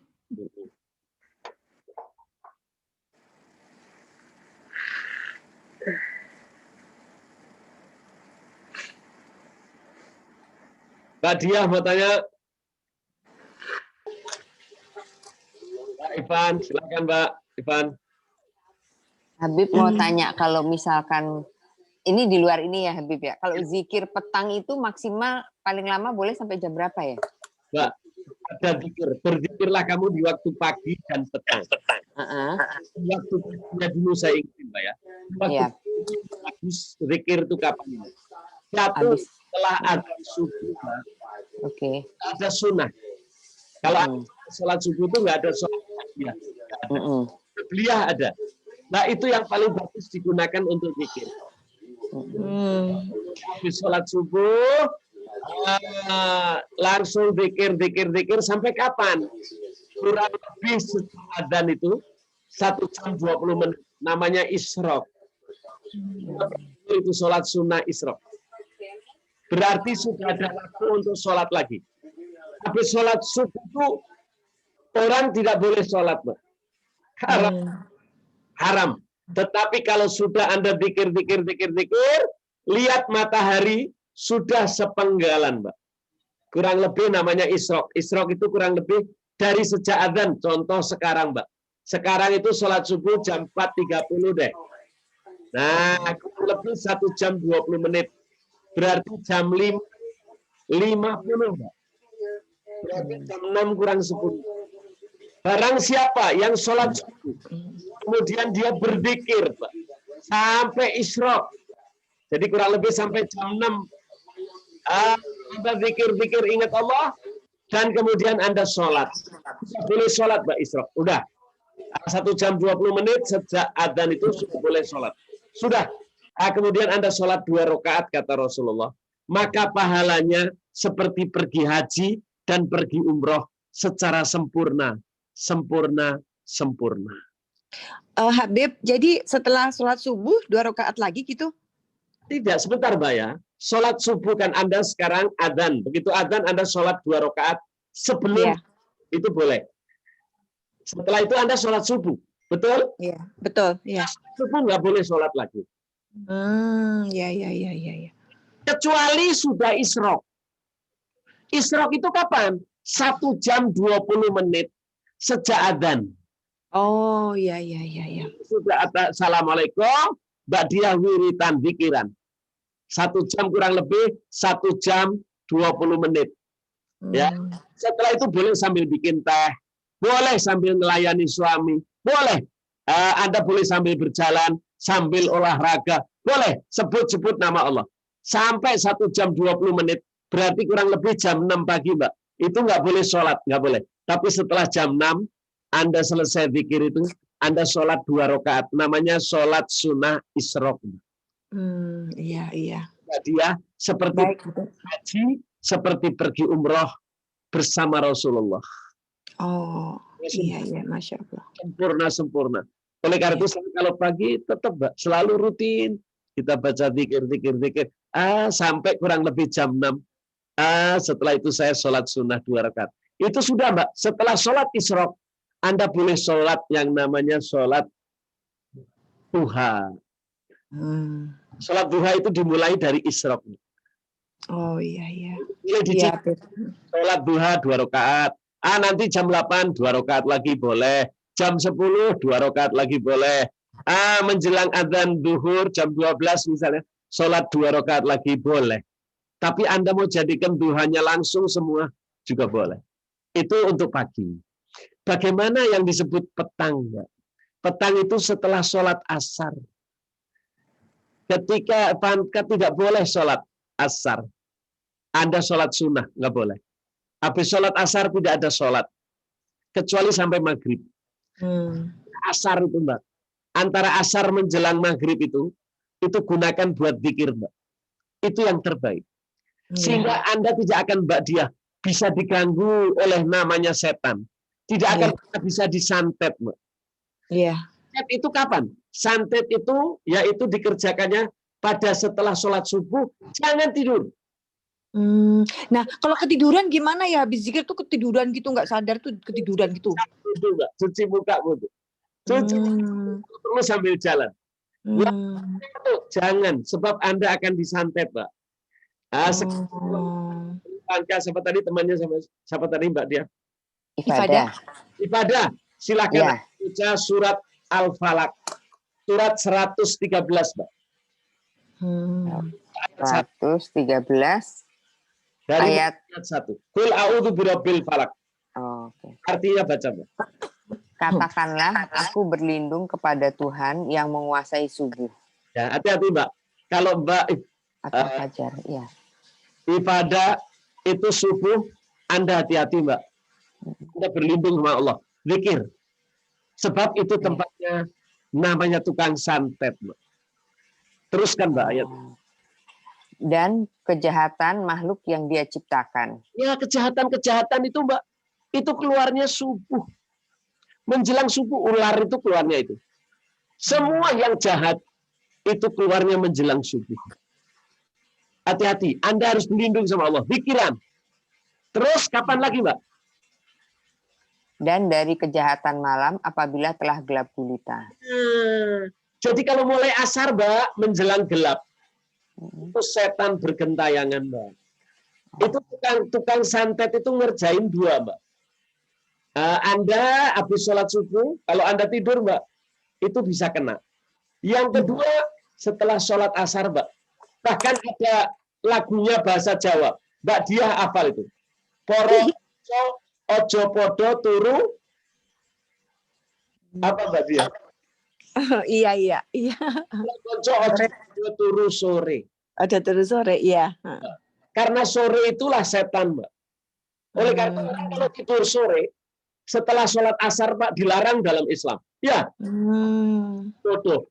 Kalau anaknya Mbak Diah mau jadi bodoh, biarkan dia tidur sore, Mbak. Pasti nanti dia bangun tuh bengong, Mbak. Ini jam ini hari apa ya? Wah, dia lupa semua. Itu setan ganggu, Mbak. Oh, iya. Habis sholat subuh, sama habis sholat asar menjelang maghrib. Kita sudah berlindung kepada Allah. Terusin, Mbak Ipanda. Dan dari kejahatan perempuan-perempuan penyihir yang meniup pada buhul-buhul talinya. Mbak, yang paling jahat itu, tukang santet itu justru perempuan. Oh. Perempuan nenek-nenek itu, oleh nenek sihir, Mbak. Nggak ada kakek sihir, Mbak. Yang ada nenek sihir. Hati-hati, Mbak. Hati-hati itu. Kita berlindung dari itu. Siapa yang berlindung, oleh Allah akan dilindungi. Dari nenek-nenek tukang sihir yang meniup buhul-buhul. Apa itu? Nenek-nenek itu membuat ikatan, Mbak. Diikat seperti orang-orangan gitu. Kemudian tarik, Mbak. Sehingga nanti Anda tuh napasnya tersengal-sengal. Itu tukang santet kerjanya itu, Mbak. Rasulullah film-film gitu ya. Pernah disantet tapi tidak berhasil gara-gara membaca surat Al-Falaq dan An-Nas. Baca Al-Falaq, baca An-Nas. Anda tidak akan pernah bisa disantet. Ya, terusin Mbak Ivanda. Tadi ini yang membisikkan kejahatan ke dalam dada manusia dari golongan jin dan manusia. Iya, Mbak, hati-hati, Mbak. Akhirnya Mbak Ivanda dibisikin. Kalau bahasa Jawa, engkoge. Anda punya hati dibikin was-was. Dari jenis apa itu? Dari jenis jin dan manusia. Wa min syarri hasidin, terakhirnya Mbak. Kok nggak bisa ya? Surat Al-Falaq, surat 113, ayat 5, 6, 7.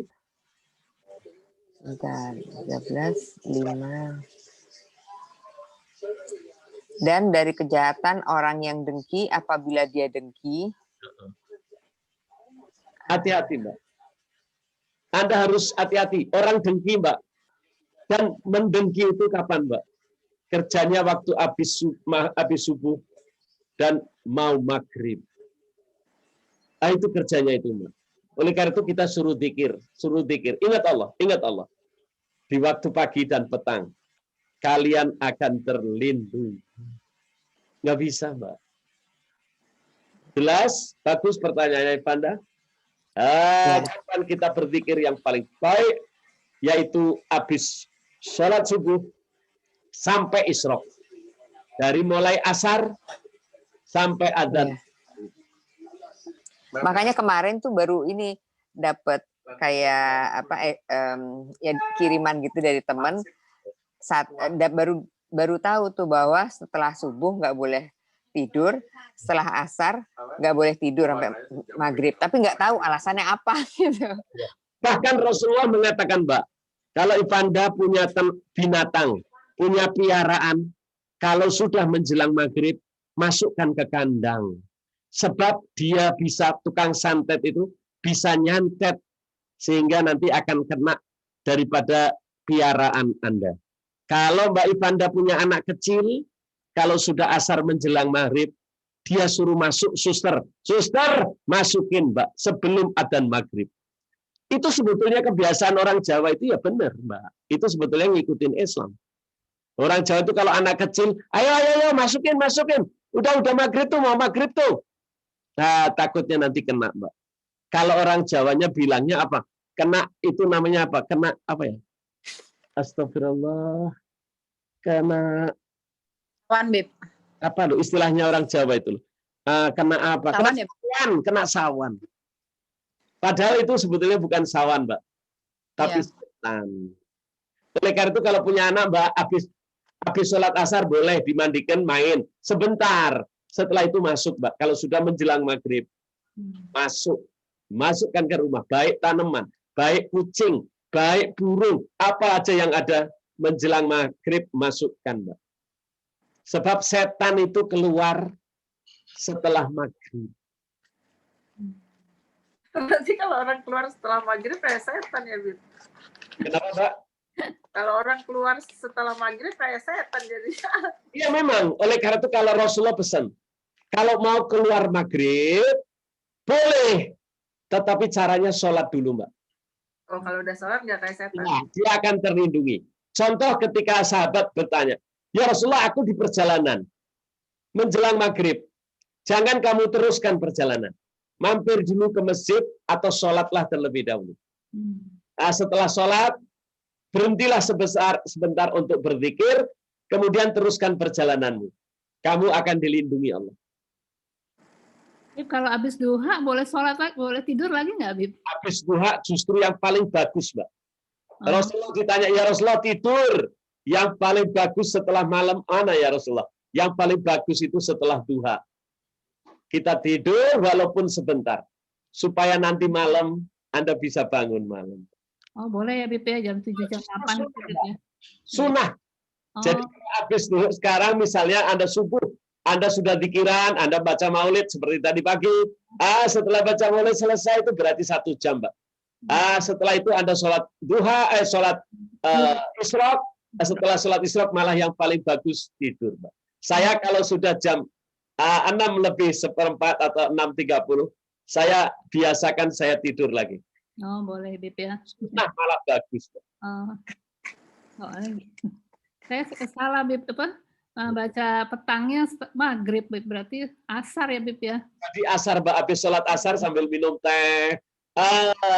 Itu pikiran istighfar, astagfirullah, la ilaha illallah. Mbak, kalau kita astagfirullah, Mbak, itu dijamin rizkinya. Kalau kita zikirnya astagfirullah. Oh, gitu, Bib. Silakan Ivanda lihat surat 71 ayat 10 sampai 13.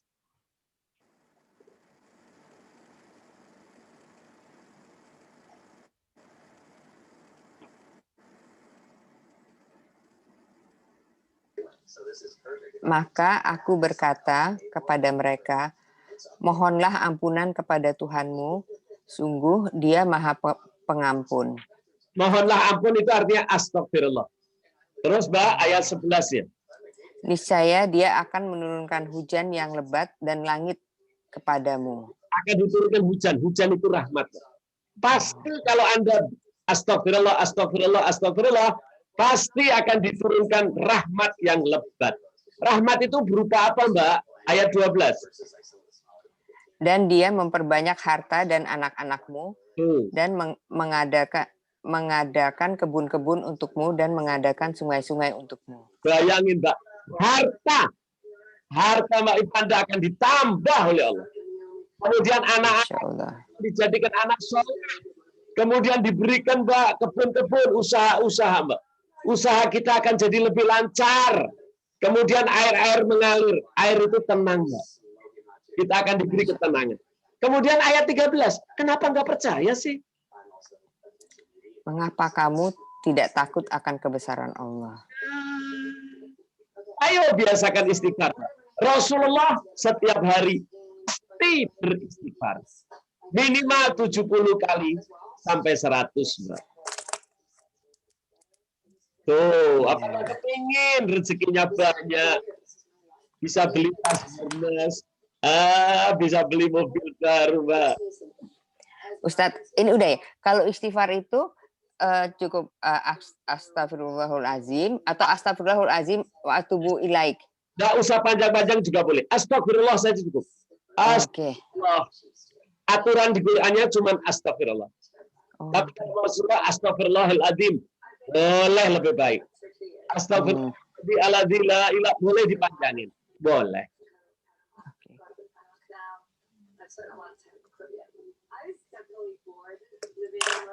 Ada lagi silakan.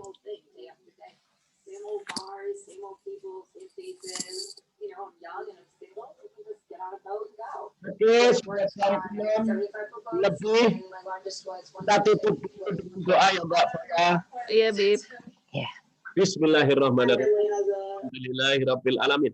Allahumma shalli wa sallim ala sayyidina Muhammadin miftahi babi rahmatillah adada ma fi ilmillah salatan wa salaman daimaini bidawami mulkillah wa ala alihi wa sahbihi. Ya Allah, ampunilah dosa kami, kesalahan kami, kesalahan orang-orang tua kami, orang-orang teman-teman kami yang menitipkan doa kepada kami.